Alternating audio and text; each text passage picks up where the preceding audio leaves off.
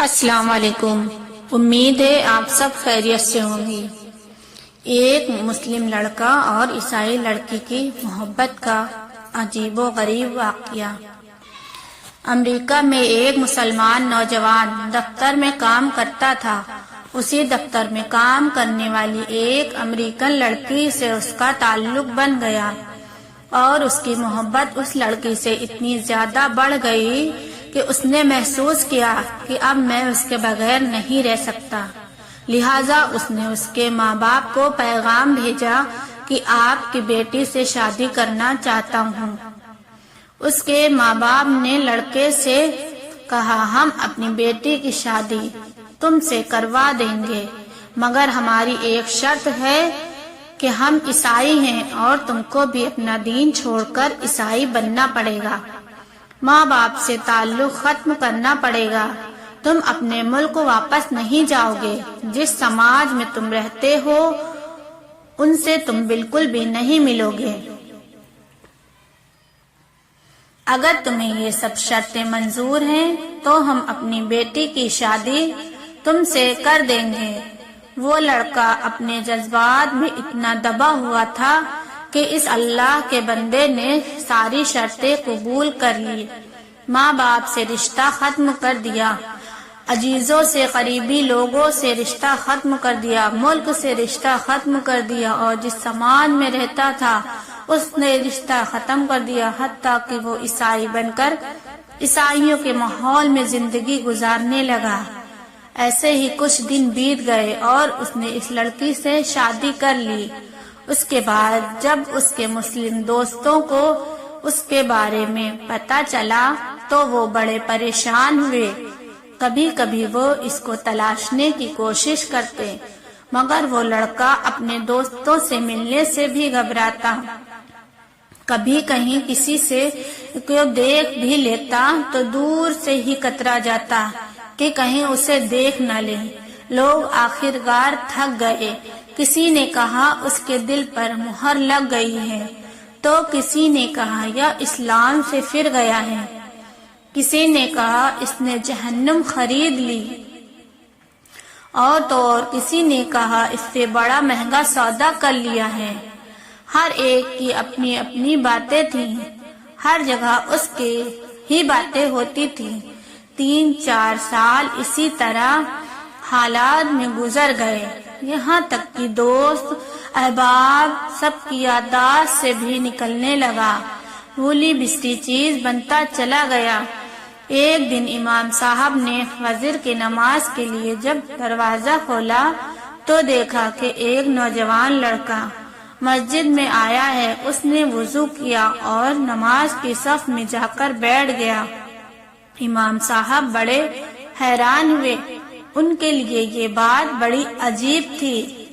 امام صاحب نے نماز پڑھائی اور اس کے بعد اس لڑکے کو سلام کیا، پھر اس کو لے کر اپنے کمرے میں چلے گئے اور محبت سے پوچھا کہ آج بڑی مدت کے بعد آپ کی زیارت نصیب ہوئی ہے۔ اس وقت اس لڑکے نے اپنی حالات بتائے کہ میں نے اس لڑکی سے محبت میں اپنا سب کچھ قربان کر دیا، مگر یہ کیا کیا میں نے، بہت کچھ میں نے اپنا ضائع کر لیا، لیکن جس گھر میں میں رہتا تھا اس گھر میں اللہ کا قرآن رکھا ہوتا تھا۔ میں جب بھی کبھی آتا جاتا اور اس پر میری نظر پڑتی تو میں اپنے دل میں سوچتا کہ یہ میرے مولا کا کلام ہے، یہ میرے اللہ کا قرآن ہے اور میرے گھر میں موجود ہے۔ میں اپنے نفس کو ملامت کرتا، اعمال تو میرے برے تھے، لیکن دل مجھ سے کہا کرتا تھا جس کا میں نے کلمہ پڑھا میں اس سے محبت کرتا ہوں، اس کی نشانی میں نے اپنے گھر میں رکھی ہے۔ اسی طرح کئی سال گزر گئے۔ ایک دن میں آیا اور عادت کے مطابق وہاں سے گزرتے ہوئے میں نے اس جگہ پر نظر ڈالی، مجھے قرآن نظر نہیں آیا، تو میں نے اپنی بیوی سے پوچھا کہ یہاں ایک کتاب ہوا کرتی تھی، وہ کہاں ہے؟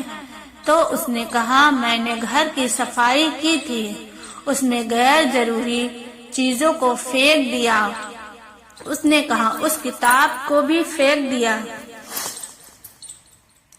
یہ سن کر وہاں سے میں واپس گیا اور کوڑا پھینکنے کی جگہ سے اس کتاب کو اٹھا کر لے آیا۔ جب لڑکی نے دیکھا کہ یہ بہت زیادہ اس کتاب کا احساس کر رہا ہے تو وہ بھی سوچنے لگی کہ آخر وجہ کیا ہے۔